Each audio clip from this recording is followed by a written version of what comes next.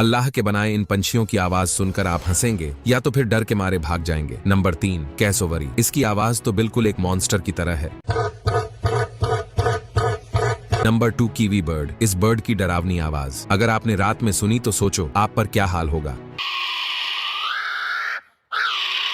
और अब लास्ट वाले को देखने से पहले अगर आप भी मानते हो कि अल्लाह हर एक चीज को सबसे बेहतरीन बनाता है बिल्कुल इन पंछियों की तरह, तो इस चैनल को सब्सक्राइब करके कमेंट में यस जरूर लिख दीजिएगा। Number 1, white bell bird. इस परिंदे की आवाज बिल्कुल एक सायरन की तरह है।